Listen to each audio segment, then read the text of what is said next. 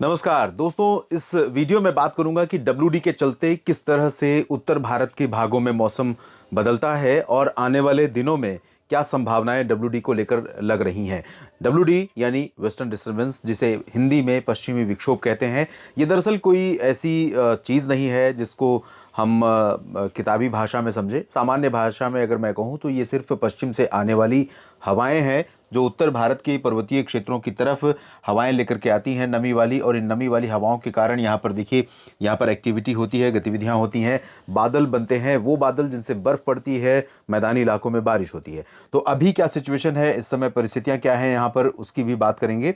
और साथ ही साथ आने वाले 10 दिनों में क्या उत्तर भारत के पहाड़ों पर डब्ल्यूडी का इम्पैक्ट देखने को मिलने वाला है। वैसे अगर हम नवंबर महीने की बात करें या अक्टूबर महीने की बात करें तो इस बार जब से मानसून वापस लौटा है उसके बाद से एक बार भी स्ट्रॉन्ग वेदर सिस्टम डब्ल्यूडी के रूप में उत्तर भारत में नहीं पहुंचा है, जिससे बर्फबारी बहुत ज़्यादा नहीं हुई है। हालांकि उत्तर भारत के मैदानी इलाकों में पंजाब, हरियाणा, दिल्ली, पश्चिमी उत्तर प्रदेश और राजस्थान के कुछ एक शहरों में तापमान में बड़ी गिरावट हाल के दिनों में हुई है। लेकिन इन भागों में, जो उत्तर भारत की रीजन है, इन भागों में तापमान एक बार फिर से बढ़ेंगे। अभी वजह यह है कि 24-25 बेसिकली अगर आप ये वीडियो 24 नवंबर को देख रहे हैं तो 25 और 26 नवंबर को एक डब्ल्यूडी आने वाला है, जिसके कारण उत्तर भारत के पहाड़ों पर थोड़ी बहुत गतिविधियां होंगी और उस दौरान हवाओं का रुख भी बदल रहा है। तो हवाओं का रुख बदलने की वजह से 24 से लेकर मैं कहूँ 27, 26, 27, 28 नवंबर के बीच में जो मिनिमम टेम्परेचर है, राजस्थान के कुछ एक शहरों को छोड़ देंगे, पंजाब के कुछ पश्चिमी शहरों को, तो बाकी पंजाब के हिस्सों में, हरियाणा में, दिल्ली और पश्चिमी उत्तर प्रदेश या फिर मध्य प्रदेश, बिहार, झारखंड, पश्चिम बंगाल, ओडिशा, छत्तीसगढ़, इन सभी भागों में तापमान थोड़ा सा ऊपर जाएगा। वजह यह है कि इन सभी भागों में पूर्वी दिशा की आर्द्र हवाओं का प्रभाव बढ़ेगा। और डब्ल्यूडी से बारिश कब ज़्यादा होती है इसकी बात मैं बता दूं आपको एक बार फिर से, कई बार मैंने इस बात का जिक्र किया है।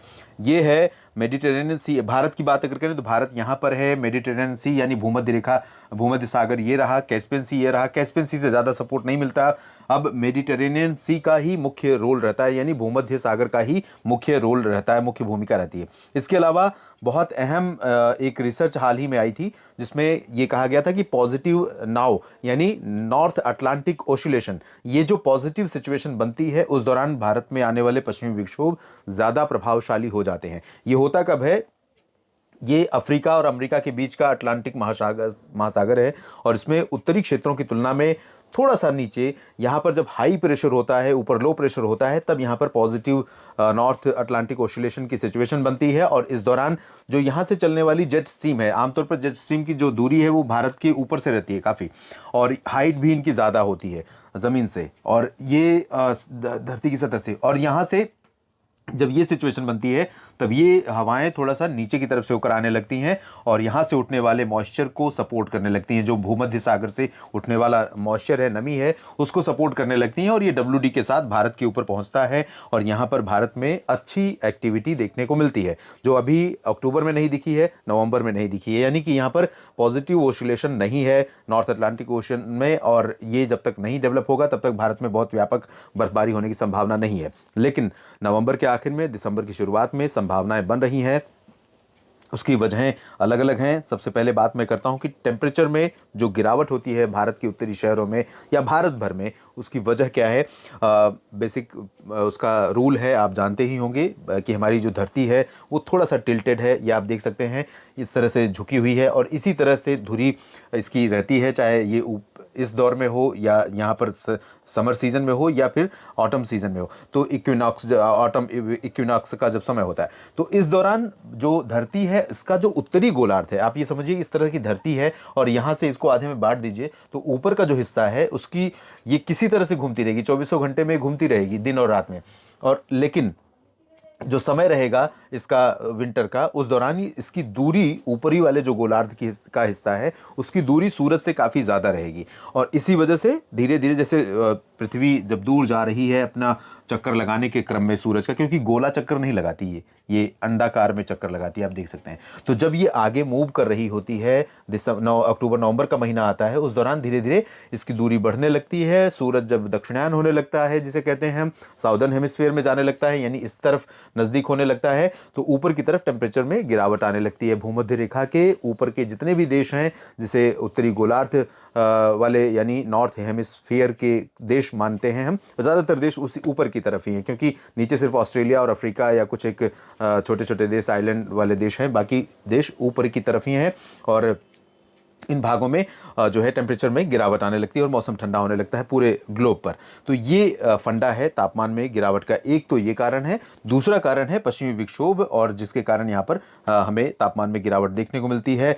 और अब अगले 10 दिनों की बात कर लेते हैं। अगले 10 दिनों के दौरान 3 दिसंबर तक का ये प्रोजेक्शन है, 3 और 4 दिसंबर के आसपास तक का। उस दौरान WD के आने का क्रम थोड़ा सा बढ़ रहा है, और जैसे ही पश्चिमी विक्षोभ का इंटेंसिटी और फ्रीक्वेंसी दोनों, यानी जो सिस्टम यहाँ से होकर गुजरे वो प्रभावशाली हो, और फ्रीक्वेंसी यानी गैप बहुत लंबा ना हो, यानी कि एक सिस्टम आया उसके 2-3-4 दिन के बाद एक और सिस्टम आ जाए, तो यानी हवाओं का वो झोंका एक के बाद एक पहुंचता रहे, तो ऐसे में उत्तर भारत के पहाड़ों पर बर्फ गिरने की संभावनाएं थोड़ा सा बढ़ेंगी। और जब ऐसी संभावनाएं बढ़ेंगी यानी बर्फ उत्तर भारत में पड़ेगी, गिलगित बाल्टिस्तान, मुजफ्फराबाद से लेकर लद्दाख और जम्मू कश्मीर, हिमाचल प्रदेश, उत्तराखंड से बर्फ पड़ने के बाद सिस्टम के आगे निकलते ही उत्तर से ठंडी हवाएं चलनी शुरू हो जाती हैं। और ठंडी हवाएं जब चलती हैं तो ठंडी हवाएं उत्तर पश्चिमी दिशा की चलने के कारण उत्तर भारत के पर्वतीय इलाकों से ठंडक पहुंचती है निचले हिस्सों में।